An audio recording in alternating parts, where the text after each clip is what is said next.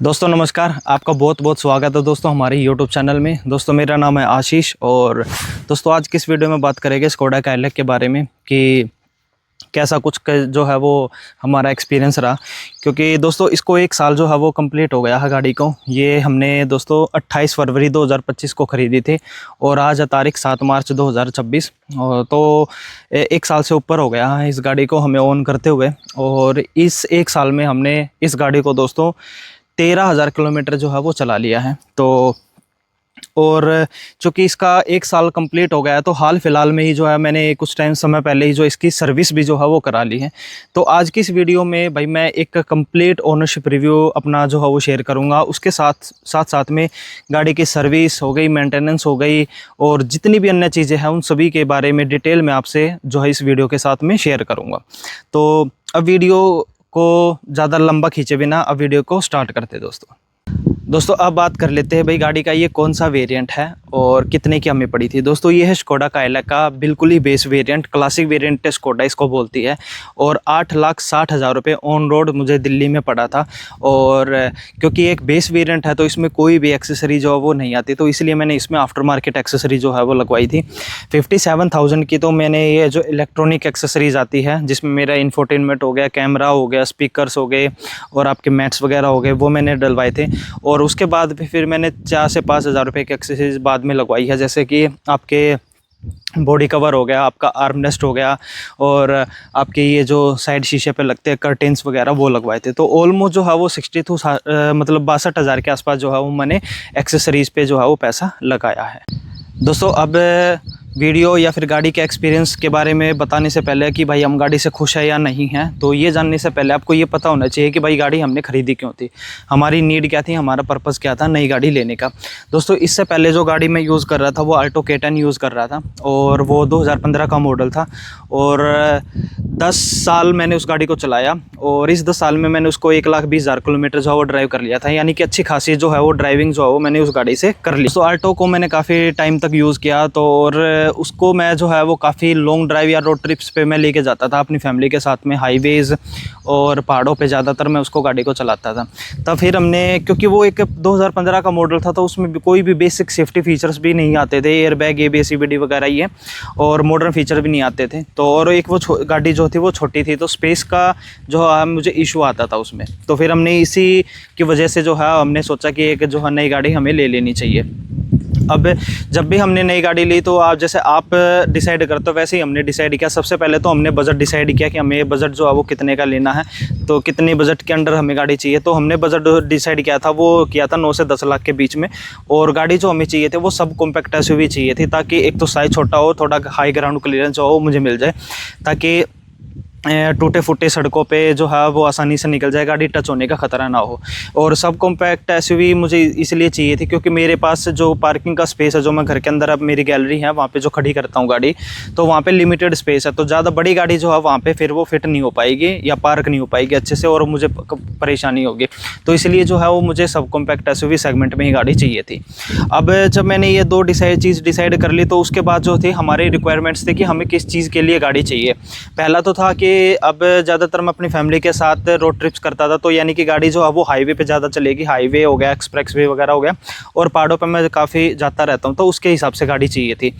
पहली तो ये हो गई। दूसरी थी रिक्वायरमेंट हमारी कि गाड़ी जो है वो सेफ़ होनी चाहिए, क्योंकि हाईवेज़ पे ज़्यादा चलेगी तो सेफ़ गाड़ी हमें चाहिए थी। और एटलीस्ट 5 स्टार सेफ्टी रेटेड गाड़ी होनी चाहिए और जितने भी बेसिक सेफ्टी फीचर्स है यानी कि 6 एयरबैग, ABS CBD, तो वो हमें चाहिए थे। और काइलैक के बेस मॉडल से ही जो है वो आपको दोस्तों ये सारी चीज़ें जो है वो मिल जाती है।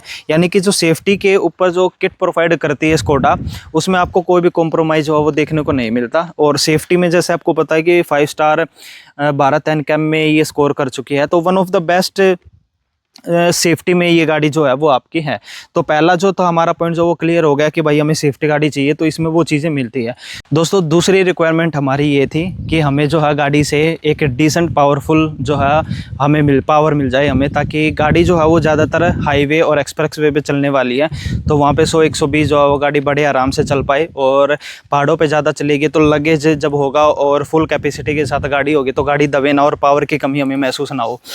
तो यहाँ पर जो है भाई गाड़ी में जो है वो कोई भी पावर की कमी नहीं है। यहाँ पे आपको स्कोडा की तरफ से भाई बेस वेरिएंट से ही जो है वो एक टर्बोचार्ज पेट्रोल इंजन आपको ऑफर करती है। दोस्तों ये जो इंजन है वो 114 bhp और 178 Nm का टॉर्क जो है वो निकाल के देता है। और ये इंजन जो है ना भाई, ये एक्सप्रेस वे पे चलाओ, आप हाईवे पे चलाओ, काफ़ी बेहतर जो है वो आपको परफॉर्मेंस निकाल के देता है। और जब आप इसको पहाड़ों पे भी लेके जाओगे तो भी आपको पावर की कमी जो है वो महसूस नहीं होगी और आपको इसको चलाने में भी मज़ा आएगा। तो यहाँ पे जो हमारे दूसरे रिक्वायरमेंट थे कि पावर और साथ में चलाने में मज़ा आए, तो यहाँ पे गाड़ी में कोई भी कमी या कोई भी आपको कॉम्प्रोमाइज़ जो है वो नहीं लगेगा। दोस्तों इसके बाद तीसरी रिक्वायरमेंट हमारी ये थी कि हमें जो है गाड़ी से ठीक ठाक बूट स्पेस चाहिए, ताकि हम घूमने जाए तो हमारा जो लगेज वगैरह है वो सारा जो है वो गाड़ी के अंदर ही आ जाए और हमें मतलब कोई भी कॉम्प्रोमाइज़ जो है वो ना करना पड़े। और इसी की वजह से दोस्तों हम जो है वो सीएनजी या किसी अल्टरनेट फ्यूल पे नहीं गए। तो यहाँ पे जो है आपको बूट स्पेस जो है वो 446 लीटर का मिलता है और आप 2 फैमिली का जो लगेज है वो आप बड़े आराम से जो है वो गाड़ी के अंदर फिट कर पाओगे बिना किसी हेजिटेशन, बिना किसी दिक्कत के। पिछली बार जब मैं उत्तराखंड की 2 बार ट्रिप पे गया था तो हमारा काफ़ी सारा लगेज जो था वो गाड़ी के अंदर था, तो गाड़ी के बूट स्पेस से रिलेटेड हमें कोई भी इशू या कोई भी दिक्कत नहीं आई। ठीक कुछ हमारी रिक्वायरमेंट्स जो बेसिक रिक्वायरमेंट हमें चाहिए थी गाड़ी से। बाकी अब बात कर लेते हैं कुछ डाउट्स वगैरह की कि भाई मुझसे पूछते रहते काफ़ी सारे भाई। सबसे पहले बात कर लेते हैं गाड़ी की माइलेज की कि माइलेज क्या मिलती है मुझे इस गाड़ी से। देखिए दोस्तों, मैं जब इसको शहर में चलाता हूँ और समर्स में जब आपका गाड़ी का एसी चलता है तो ये 10 से 12 के बीच में जो है वो माइलेज निकाल के देती है। लेकिन एक्सप्रेस वे हाईवेज़ पे जब आप इस गाड़ी को लेके जाओगे विदेशी तो ये 16, 17 या 18 तक की भी माइलेज जो है वो निकाल के दे सकती है। पिछले साल जब मैं अक्टूबर में उज्जैन गया था तो काफ़ी लंबी ट्रिप थी मेरी, वो ऑलमोस्ट 2000 किलोमीटर के आसपास की ट्रिप थी, जिसमें मैंने गाड़ी को काफ़ी भगाया था। 100, 120, 130 तक मैं गाड़ी को लेकर गया था। तब जो है वो गाड़ी ने जो है 16.71 या 16, 16.5 या 17 के आसपास की जो है वो माइलेज जो मुझे निकाल के दी थी। और ये एक्सप्रेसवे और हाईवेज़ की ही माइलेज थी। तो माइलेज से तो ऐसा है दोस्तों कि अगर आप इसको शहर में चलाओगे तो आपको जो है वो 10 से 12 की माइलेज मिलेगी और हाईवे पे चलाओगे तो 17, 16, 17, 18 तक की भी माइलेज जो है वो आप निकाल पाओगे। लेकिन फिर भी जो है ये डिपेंड करता है कि आप जो है वो कैसा आपका ड्राइविंग स्टाइल है और किन कंडीशंस में जो है आप अपनी गाड़ी को ड्राइव कर रहे हो। तो नहीं है कि भाई हर गाड़ी जो है वो परफेक्ट है, होती है। कमियां जो है दोस्तों हर गाड़ी में होती है, तो कुछ कमियां दोस्तों इसमें भी है जो मुझे महसूस हुई है अब जो मैं 1 साल इसको चला के आया हूं। सबसे पहले कमी तो इसमें ये है, कमी तो नहीं है मतलब एक तरीके की कंपटीशन के हिसाब से जो है वो बेटर हो सकती थी। यहाँ पे जो कंपनी ने इसमें डेफिनेटली इनको काम करना चाहिए। सबसे पहले तो इसका क्लच जो है वो लाइट है, लेकिन इसका ट्रैवल थोड़ा सा ज़्यादा है। अगर आप इसको कंपेयर करोगे किसी और अन्य ब्रांड से, जैसे कि मारुति सुजुकी ब्रेज़ा हो गई, वेन्यू वगैरह, सोनेट वगैरह हो गई, तो वहाँ पे इसका क्लच जो है वो लाइट फील होता है, लेकिन थोड़ा सा ट्रैवल ज़्यादा है, तो इसके ट्रैवल को थोड़ा कम किया जा सकता था। दूसरी चीज़ इसमें जो है वो बेटर हो सकती थी इसकी गियर शिफ्टिंग। गियर शिफ्टिंग ये मैं ऐसा नहीं कहूँगा कि बिल्कुल बेकार है, ट्रक जैसी है, लेकिन आपको उसके मतलब उसको गियर शिफ्टिंग के साथ थोड़ा सा एडजस्टमेंट होने में टाइम लगता है। उतनी स्मूथ आपको ये फील नहीं होती है जितने की ब्रेज़ा, मारुति वगैरह की गाड़ियाँ जो आपको फील होती है। लेकिन अभी मैंने इसको 1 साल से चला लिया तो अब मुझे आदत हो गई है। जब आपको आदत हो जाएगी फिर आपको कोई भी प्रॉब्लम नहीं होगी। गियर शिफ्टिंग में मुझे तो अभी प्रॉब्लम नहीं आती, पहले जब मैंने इसको लिया था तब थोड़ा सा एडजस्ट करने में टाइम लगा था और अभी ज़्यादा टाइम जो है वो नहीं लगा। दोस्तों अब बात कर लेते हैं गाड़ी के एसी के परफॉर्मेंस के बारे में। तो भाई गाड़ी का एसी जो है वो ठीक ठाक परफॉर्म करता है। आप इसको सेगमेंट में बिल्कुल बेस्ट तो जो है वो नहीं बोल सकते, लेकिन हाँ ये आपको जो है वो ख़राब भी प्रदर्शन जो है वो नहीं करता। एसी की ठीक ठाक कूलिंग है, लेकिन आपको जो कंपटीशन में देखने को मिलता है ये उसके स्टैंडर्ड और स्कोडा के नाम के स्टैंडर्ड के हिसाब से इसकी जो एसी की कूलिंग है वो आपको कम फील होगी। ब्लोअर की स्पीड तो आपको अच्छी खासी मिलती है, लेकिन इसकी जो कूलिंग है वो आपको जो है वो थोड़ी कम देखने को मिलेगी। आपको लगातार एसी जो है वो चलाते ही रहना पड़ेगा। ऐसा नहीं होगा आपको ये लगेगा कि आपने 10 मिनट, 15 मिनट या 20 मिनट चला लिया और फिर कुछ देर के लिए बंद कर दिया। ऐसा नहीं है, आपको लगातार जो है वो एसी जो है वो चलाते ही रहना पड़ेगा। जब तक एसी चलता रहेगा तब आपको कोई भी गर्मी जो है वो लगने नहीं वाली है। दूसरा, एसी की पहले ये शिकायत आती थी कि ये कट मारता, लेकिन अभी इसमें कोई भी कट का इशू नहीं है। मैंने इसको काफ़ी जो है वो ट्रैफिक में चलाया, तो भाई मुझे तो एसी में गाड़ी में कोई भी प्रॉब्लम नहीं लगती। एसी से रिलेटेड थोड़ी सी कूलिंग में जो है वो बेटर हो सकती थी गाड़ी, लेकिन जो है ये डील ब्रेकर नहीं है। ये मिथ है लोगों का कि काइलैक का जो है वो एसी बेकार है, बिल्कुल भी ऐसा नहीं है। अब बात कर लेते हैं गाड़ी के क्लच के, क्योंकि काफ़ी लोगों के और मेरे पास काफ़ी डीएम्स आते हैं कि इसमें क्लच बर्निंग का तो इशू नहीं है। देखिए दोस्तों, ये है मेरी मैनुअल और इसको मैंने जो है वो 13,000 चला लिया है, तो मुझे अभी तक तो जो है वो क्लच से रिलेटेड कोई भी जो है वो दिक्कत नहीं आई है, ना बर्निंग की इशू आई है, ना मेरा क्लच का से रिलेटेड कोई भी वर्कशॉप में या कब से ऐसा काम हुआ है, क्योंकि मैं गाड़ी को जो बड़े ध्यान से चलाता हूँ और कभी भी क्लच पे पैर रखे मैं नहीं चलाता। कभी कभी जो है वो आपको हाफ क्लच में गाड़ी जो है वो चलानी पड़ती है, वो भी आपके ट्रैफिक और सिचुएशन पे डिपेंड करती है। अगर वहाँ पे ज़रूरत है तो आप हाफ क्लच पे रख के चला सकते हो गाड़ी को, लेकिन ज़्यादातर मैंने ये देखा भाइयों को कि वो जो है गाड़ी हाईवेज पे या एक्सप्रेस वे पे चल रही है या सिटी में भी चल रही है, तब भी उनकी आदत होती है कि वो क्लच पे पैर रख के चलाते हैं, पूरा नहीं दबाते, बस ऐसे ही पैर रख लेते हैं। आप ऐसा मत करो कि इससे फिर क्या होता है, आपका क्लच जो है वो बर्न होता है। लेकिन मेरी गाड़ी में तो भैया ऐसा अभी तक तो कोई भी इशू जो है वो नहीं आया है क्लच बर्निंग से रिलेटेड।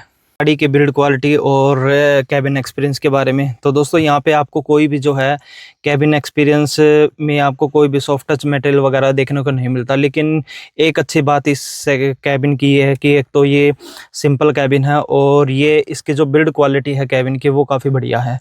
कहीं से भी कोई भी रैटलिंग नॉइज़ जो है वो नहीं आती है गाड़ी में, और गाड़ी का जो कंफर्ट है वो भाई बिल्कुल नेक्स्ट लेवल है। वैसे गाड़ी जो है वो 5 सीटर में है, लेकिन आप इसमें 4 एडल्ट्स और एक बच्चे को ही बैठा पाओगे। लेकिन जो सीट की कुशनिंग वगैरह है, सीट का कंफर्ट जो है, इसकी थाई सपोर्ट जो है, इनकी जो होल्डिंग है जब आप गाड़ी को हाई स्पीड पे चलाते हो वो बिल्कुल नेक्स्ट लेवल है। गाड़ी में बैठने में कोई भी दिक्कत या परेशानी नहीं है। लेकिन पीछे सिर्फ एक ही इसके नेगेटिव है कि यहाँ पे आप जो है वो पीछे जो है केवल 2 बंदों को ही बैठा पाओगे, 4 एडल्ट जो है वो बैठ नहीं पाएंगे। बाकी इस गाड़ी में एग्रोनॉमिक्स की बात करो आप, पावर विंडोज़, मतलब हर चीज़ की जो है वो आपको ठीक ठाक आपको देखने को मिलेगा। अगर आप इससे अपर वेरिएंट्स आपको लेते हो तब आपको जो है वो स्टीयरिंग माउंटेड कंट्रोल्स वगैरह काफ़ी फीचर जो है वो ऐड हो जाते हैं। दोस्तों ये वाला पार्ट जो है मैं बाद में शूट कर रहा हूँ, क्योंकि जो वो वीडियो बनाई थी मैंने उसमें वो भूल गया था, लेकिन इस पार्ट को मैं उस वीडियो में कहीं अटैच कर दूंगा। इस वीडियो में मैं बात करूंगा गाड़ी के टर्बो लैग के बारे में। देखिए टर्बो लैग का ऐसा सीन है, अगर आप इस गाड़ी को हाईवे पे चलाओगे ना या एक्सप्रेस वे पे चलाओगे खुली सड़कों पे, तो आपको टर्बो लैग जो है वो बहुत कम देखने को मिलेगा या फिर ना के बराबर देखने को मिलेगा। लेकिन अगर आप इसको शहर में चलाओगे या पहाड़ों में चलाओगे तो आपको जो है वो टर्बो लैग जो है वो महसूस होगा, खास करके पहाड़ों पे जहाँ पे आपको अर्जेंट में पावर जो है वो चाहिए होती है। बहरहाल जो है अब इस गाड़ी में जैसे अब मैं चला रहा हूँ और खुली सड़क है, तो यहाँ पे जो है वो ना के बराबर आपको टर्बो लैग जो महसूस होगा। लेकिन सिटीज़ में जहाँ पे स्पीड लिमिट आपकी 50-60 की होती है, जहाँ पे मैं रहता हूँ दिल्ली में, तो मैक्सिमम सिटीज़ में आपको इतनी स्पीड लिमिट जो देखने को मिलती है, तो वहाँ पर आपको थोड़ा सा टर्बो लैग जो है महसूस हो सकता है। अगर आप मेरी तरीके के ड्राइवर हो कि भाई वो गाड़ी को बहुत आराम से चलाते हो, मैं भी सिटी में बहुत आराम से चलाता हूँ, तो आपको सिटी में भी बहुत कम ही महसूस होगा कि गाड़ी में टर्बो लैग या पावर की कमी है। ऐसा बिल्कुल भी आपको फील जो है वो नहीं होगा। हाँ, अगर आप एग्रेसिव चलाते हो, बहुत झूम झां वाले ड्राइवर हो और आपको तो बस ऐसा है कि रेड लाइट में हो या कहीं जाम में हो और आपको तो भगानी है गाड़ी, तब आपको महसूस होगा कि हाँ गाड़ी जो है वो थोड़ा टाइम लेके जो है वो स्पीड पकड़ रही है। इसके अलावा भाई आप हाईवे पे चलाओ इसको, उसमें एक्सप्रेस वे पे चलाओ, खुली जैसे हमारे यहाँ सड़कें हैं यहाँ पे भी चलाओ, आपको तब कोई भी दिक्कत जो है ना वो नहीं होगी आपको गाड़ी के परफॉर्मेंस से रिलेटेड।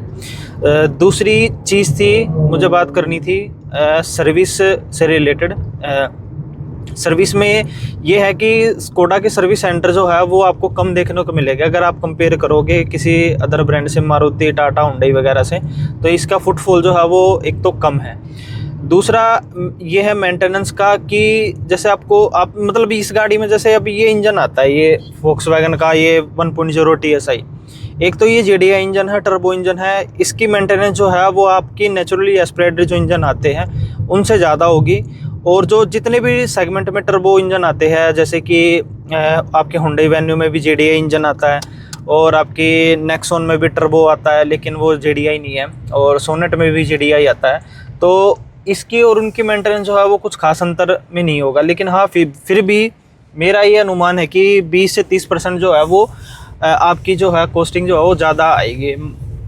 मान लीजिए XYZ कोई पार्ट है और मारुति हुंडई में वो 1000 का आता है, तो ये वही पार्ट जो है इसकी कॉस्टिंग जो है वो स्कोडा के 1300-1400 के आसपास जो है वो हो जाएगी। लेकिन अभी वो नहीं है कि दुगने का अंतर है। पहले जैसे आता था बाहर से, जर्मनी से, अब उतना नहीं है। मेंटेनेंस पे मारुति हुंडई इनसे तो थोड़ी ज़्यादा ही रहेगी, लेकिन इतनी भी ज़्यादा नहीं है कि अफोर्ड ना कर सके इंसान।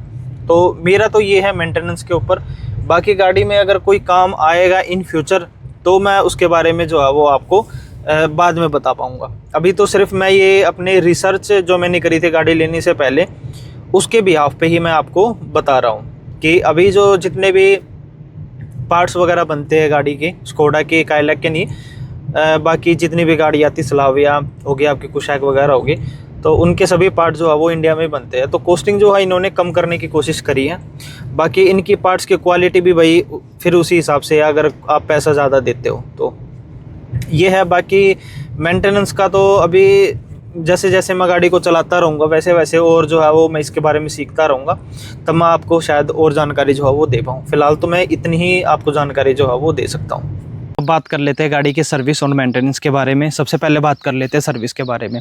दोस्तों, जब हमने गाड़ी खरीदी थी तो उस टाइम पे जो है स्कोडा ने हमें 3 साल की जो है सर्विस मेंटेनेंस पैकेज जो है वो साथ में दिया था। यानी कि 3 साल तक जो है हमें सर्विस पे कोई भी पैसा जो है वो पे नहीं करना। और हाल फिलहाल में जो मैंने सर्विस कराई है वो मेरी SMP के अंडर ही हुई है, इसलिए मेरा जो बिल आया था वो 0 आया था। वैसे अगर अगर आप इसको SMP के अंडर में नहीं कराते हो या आपके पास SMP नहीं है, तो वैसे इसकी सर्विस जो होती है वो 1 साल या 15,000 किलोमीटर पे एक बार होती है। कोई सा भी पूरा हो जाए तो उसमें आपको सर्विस करानी पड़ेगी। और इसका जो सर्विस का बिल आता है वो 8 से 9,000 रुपये के बीच में आता है, जिसमें आपकी बेसिक सर्विस, बेसिक पार्ट्स और लेबर वगैरह चार्ज होते हैं। इसमें कोई भी एड ऑन अगर आप कराते हो, जैसे कि अलाइनमेंट हो गई, इंजन कोटिंग वगैरह हो गई, कोई भी आप एक्स्ट्रा सर्विस लेते हो, तो उसमें ये ऐड नहीं है। केवल जो सर्विस में इंक्लूड होता है, जैसे कि आपका engine oil change, air filter, gear filter और जो आपका ऑयल फिल्टर आता है वो चेंज, बाकी वो ही सारी इंक्लूड होती है। इसके अलावा अगर आप कोई भी काम कराना चाहोगे तो आपको उसके एक्स्ट्रा पैसे देने पड़ेंगे। तो ये तो हो गई इसकी सर्विस की। सर्विस कॉस्ट इसकी जो है वो कुछ ज़्यादा नहीं है। अगर आप इसको कंपेयर करोगे किसी भी अन्य ब्रांड से, तो वहाँ पे आपको 1 साल या 15,000 किलोमीटर पे 1 साल या 10,000 किलोमीटर पे सर्विस होती है, और काइलैक में आपको 15,000 पे होती है। अब बात कर लेते हैं स्कोडा गाड़ी के, काइलैक के मेंटेनेंस के बारे में। काफ़ी सारे भाइयों के डाउट्स होते हैं कि भाई काइलैक की जो या फिर स्कोडा कार्स की मेंटेनेंस जो है वो काफ़ी ज़्यादा होती है, और ये आपका डाउट नहीं था, ये मेरा भी डाउट था। जब भी हमने ये फाइनल की कि भाई गाड़ी हमें काइलैक लेनी है, तो उसमें सबसे ज़्यादा जो वीडियोज़ वगैरह देखी थी वो हमने इसकी मेंटेनेंस के बारे में ही देखी थी। और यहाँ पर मैंने काफ़ी सारी वीडियोज़ देखी, और वीडियोज़ स्पेशली मैंने देखी थी सुंदरदीप, जो हमारे भाई है यूट्यूब पे काफ़ी अच्छी जो है वो वीडियोस वगैरह बनाते हैं, तो उनकी वीडियोस देखी थी। खास करके मैंने जो उनका इंटरव्यू था मुनीश जी के साथ में, जहाँ पे सुंदरदीप और मुनीश जी बता रहे हैं कि इस गाड़ी के ये इंजन के बारे में खासकर, और मुझे इंजन के बारे में ही सबसे ज़्यादा जो है वो जानने की क्यूरियोसिटी थी कि भाई ये इंजन कैसा परफॉर्म करता है।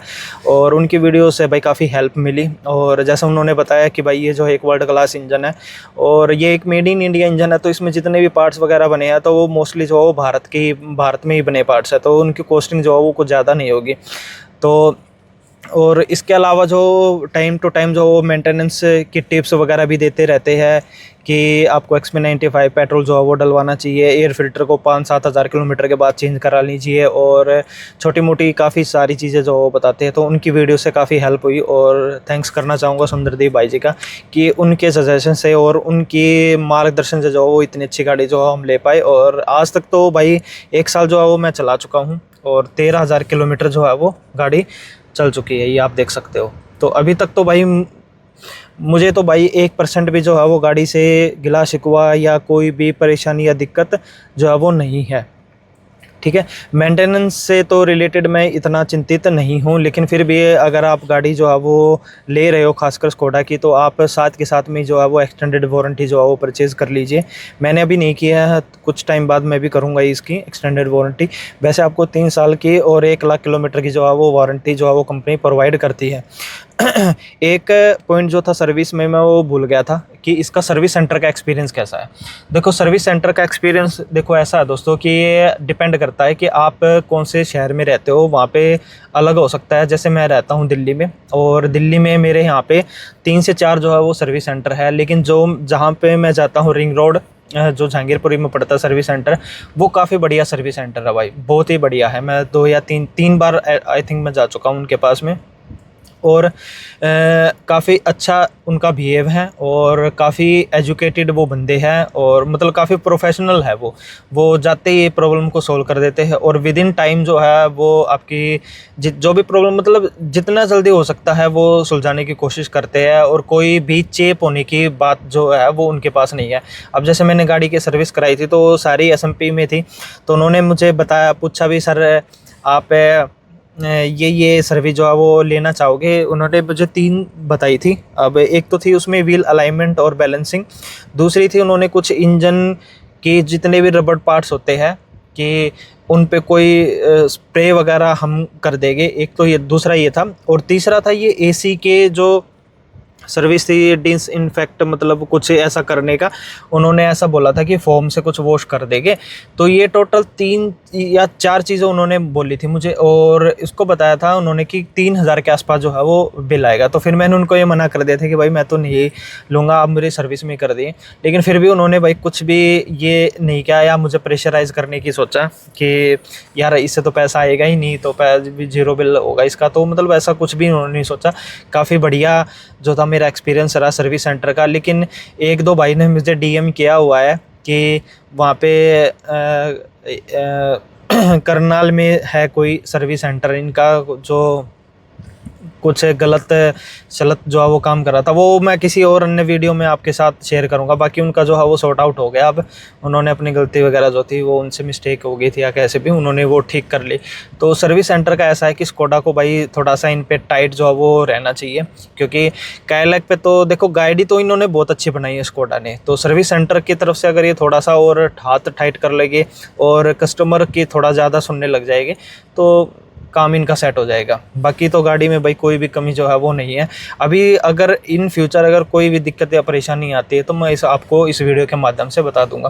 तो यही था दोस्तों कुछ वीडियो। तो इस वीडियो में मैंने आपको गाड़ी के बारे में कि इसका AC, परफॉर्मेंस, ब्रेकिंग, सेफ्टी, सारी चीज़ें मैंने आपको बता दी, कंफर्ट आपको बता दिया, और गाड़ी की फिर बचती है सर्विस के बारे में आपको मैंने बता दिया, मेंटेनेंस थी वो मैंने आपको बता दी। अभी ज़्यादातर जो है सारे टॉपिक जो मैंने कवर कर दिए। फिर भी अगर कुछ भी बच गया हो मेरे से तो आप मेरे को इस वीडियो में कमेंट या फिर DM करके पूछ सकते हो। तो यही था दोस्तों आज का कुछ वीडियो, और मिलता हूँ दोस्तों नेक्स्ट वीडियो में। तब तक के लिए बाय बाय, जय सिया राम।